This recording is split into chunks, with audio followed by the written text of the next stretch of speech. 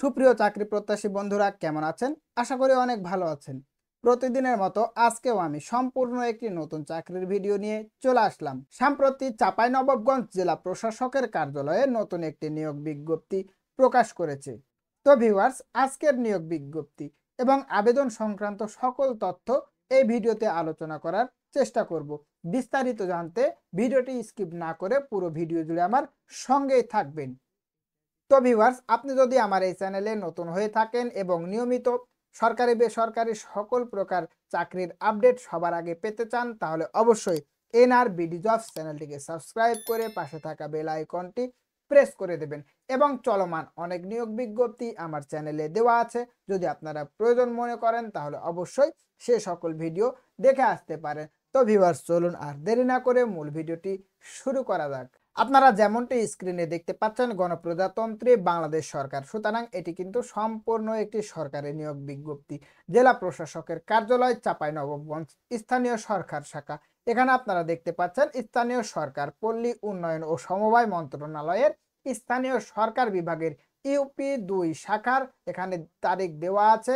তারিখে এই যে স্মারক নাম্বার দেওয়া আছে, এই সংখ্যক স্মারকে জারিকৃত পত্রের 3টি ইউনিয়ন পরিষদ প্রশাসনিক কর্মকর্তা পদে ছাড়পত্রের প্রেক্ষিতে চাঁপাইনবাবগঞ্জ জেলার ইউনিয়ন পরিষদ প্রশাসনিক কর্মকর্তা এর শূন্য পদে অস্থায়ী ভিত্তিতে জনবল নিয়োগ এবং আগামী 1 বছরের জন্য নিয়োগ প্যানেল সংরক্ষণের জন্য নিম্নবর্ণিত শর্তে চাঁপাইনবাবগঞ্জ জেলা স্থায়ী বাসিন্দাদের নিকট হতে দরখাস্ত আহ্বান করা যাচ্ছে। তো ভিউয়ার্স, এখানে আপনারা দেখতে পাচ্ছেন যে পদে নিয়োগ দেওয়া হবে সেটি হচ্ছে ইউনিয়ন পরিষদ প্রশাসনিক কর্মকর্তা। এখানে আপনাকে বেতন দেওয়া হবে 14তম গ্রেডে 10,200 টাকা থেকে শুরু করে 24,680 টাকা পর্যন্ত। তৎসহ বিধি মোতাবেক অন্যান্য ভাতাদি ইউনিয়ন পরিষদ কর্তৃপক্ষ 25% এবং সরকার কর্তৃক 75% বেতন প্রদেয় হবে। তো ভিউয়ার্স, এখানে আপনারা দেখতে পাচ্ছেন বর্তমান শূন্য পদের সংখ্যা 3টি। শিক্ষাগত যোগ্যতা: কোন স্বীকৃত বিশ্ববিদ্যালয় থেকে ন্যূনতম দ্বিতীয় বিভাগ অথবা সমমানের CGPA তে স্নাতক বা সমমানের ডিগ্রি থাকতে হবে। তো ভিউয়ার্স, এখানে অবশ্যই আপনাকে স্নাতক পাশে উত্তীর্ণ থাকতে হবে। এখানে আপনারা দেখতে পাচ্ছেন নিয়োগ বিজ্ঞপ্তি সম্পর্কে বেশ কিছু তথ্য দেওয়া আছে। আসলে সকল বিষয়ে আলোচনা করা সম্ভব হচ্ছে না, মেন টপিকগুলো আমি আপনাদের সঙ্গে শেয়ার করব, বাকিগুলো অবশ্যই আপনারা ভিডিওটি পাস করে করে দেখে নেবেন। তো প্রথম যে শর্তাবলীটি রয়েছে সেটি হচ্ছে নির্ধারিত আবেদন ফর্ম এবং প্রবেশপত্র চাঁপাইনবাবগঞ্জ জেলার ওয়েব পোর্টাল, এখানে দেখতে পাচ্ছেন ওয়েবসাইট অ্যাড্রেসটি দেওয়া আছে, এই ওয়েবসাইটে পেয়ে যাবেন। এবং এখানে দেখতে পাচ্ছেন জেলা প্রশাসকের কার্যালয় চাঁপাইনবাবগঞ্জ এর স্থানীয় সরকার শাখায় পাওয়া যাবে। আবেদন ফর্মের নির্দেশনা অনুযায়ী প্রয়োজনীয় তথ্য প্রদান করতে হবে। তো ভিউয়ার্স, এখানে আপনারা দেখতে পাচ্ছেন প্রয়োজনীয় তথ্যাবলী দেওয়া আছে, এগুলো অবশ্যই আপনারা নিজ দায়িত্বে দেখে নেবেন। তো ভিউয়ার্স, এখানে আপনারা দেখতে পাচ্ছেন আবেদন সংক্রান্ত তথ্যাবলীগুলো দেওয়া আছে।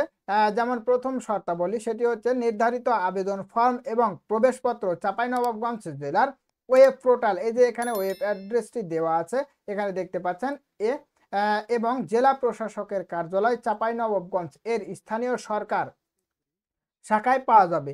আবেদন ফর্মের নির্দেশনা অনুযায়ী প্রয়োজনীয় তথ্য প্রদান করতে হবে। তো ভিউয়ার্স, এখানে আপনারা দেখতে পাচ্ছেন প্রয়োজনীয় যে সকল তথ্যাবলী দেওয়া আছে এগুলো অবশ্যই আপনারা নিজ দায়িত্বে দেখে নেবেন এবং আবেদনপত্রের সাথে নির্মুক্ত কাগজপত্র সংযুক্ত করতে হবে। এখানে আপনারা দেখতে পাচ্ছেন প্রয়োজনীয় যা কিছু প্রয়োজন দেওয়া আছে এগুলো অবশ্যই আপনারা নিজ দায়িত্বে দেখে নেবেন। তো ভিউয়ার্স, এখানে দেখতে পাচ্ছেন লিখিত পরীক্ষায় উত্তীর্ণ প্রার্থীদের মৌখিক পরীক্ষার সময় নির্মুক্ত কাগজপত্রাদির মূল কপি উপস্থাপন দাখিল করতে হবে। এখানে যে সকল কাগজপত্র তারা চাইছে সেগুলো অবশ্যই আপনাকে উপস্থাপন করতে হবে। তো ভিউয়ার্স, এখানে আপনারা আবেদনের সময়সীমা দেখতে পাচ্ছেন। আবেদনপত্র আগামী 25/3/2025 তারিখের মধ্যে অফিস চলাকালীন সময়ে ডাকযোগে জেলা প্রশাসকের কার্যালয় চাঁপাইনবাবগঞ্জে পৌঁছাতে হবে। সরাসরি কোনো আবেদনপত্র গ্রহণ করা হবে না। তো ভিউয়ার্স, এখানে বুঝতেই পারছেন আপনাদেরকে ডাকযোগের মাধ্যমে আবেদন করতে হবে, সরাসরি কোনো আবেদন গ্রহণ করা হবে না এবং অনলাইনের মাধ্যমে কোনো আবেদন গ্রহণ করা হবে না। প্রার্থীর বয়স এখানে দেখতে পাচ্ছেন 25/3/2025 তারিখে সর্বনিম্ন 18 থেকে সর্বোচ্চ 32 বছরের মধ্যে হতে হবে।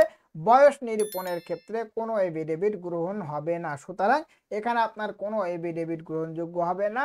আপনার যে সার্টিফিকেটটি রয়েছে সেটির উপরই মূল্যায়ন করা হবে। তো ভিউয়ার্স, এখানে আরো বেশ কিছু তথ্য দেওয়া আছে, এগুলো অবশ্যই আপনারা নিজ দায়িত্বে দেখে নেবেন। তো ভিউয়ার্স, আজকের ভিডিওটি এ পর্যন্তই ছিল। দেখা হবে পরবর্তী কোনো ভিডিওতে। ধন্যবাদ সবাইকে।